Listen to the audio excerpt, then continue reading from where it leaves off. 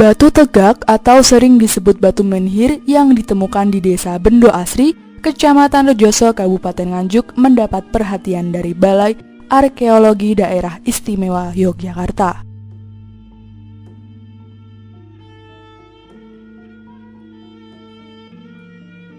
Para ahli arkeologi tersebut kagum bahwa di lereng Gunung Pandan ditemukan sebuah menhir mirip kepala dinosaurus yang sangat besar. Lokasi batu menhir mirip kepala binatang purba beserta leher dan sebagian tubuhnya itu ditemukan di belakang rumah warga. Kondisi menhir masih in situ, tertanam dalam tanah dikelilingi batu-batu gundul sangat banyak.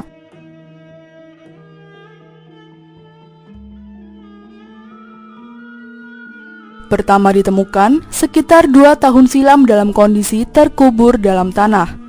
Saat itu hanya kelihatan sebagian moncong mulutnya saja, menyerupai ular raksasa. Kemudian oleh pemilik lahan diperlihatkan sebagian hingga kelihatan sebagian kepalanya. Karena mirip kepala ular, saat itu disebut batu berdiri berkepala ular.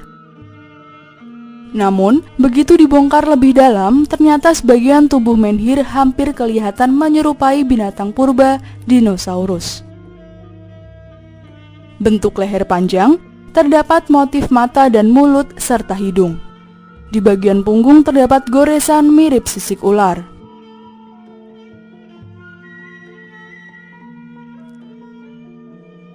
Karuan saja, penemuan batu menhir mirip binatang purba ini menarik perhatian warga sekitar untuk melihat. Tidak hanya warga sekitar, banyak berdatangan pengunjung dari luar kota seperti Surabaya, Bojonegoro, Madiun, Kediri, Yogyakarta, dan lain-lain. Mereka ingin menyaksikan dari dekat penemuan batu menhir yang jarang dilihatnya. Lebih-lebih gambar batu menhir mirip binatang purba dinosaurus. Menurut Sofwan Nurwidi, arkeolog prasejarah dari Balai Arkeologi Yogyakarta, saat melakukan survei dan meneliti batu menhir mirip binatang purba, menyampaikan batu menhir sudah masuk era sejarah.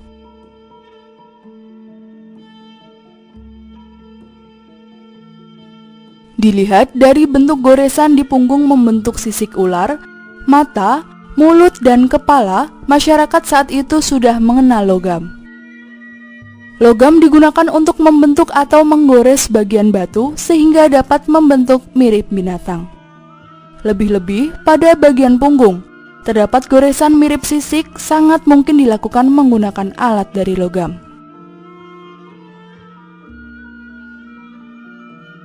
Selain sudah mengenal logam, masyarakat waktu itu sudah mengenal berorganisasi, budaya cocok tanam, dan kepercayaan terhadap Tuhan Yang Maha Esa.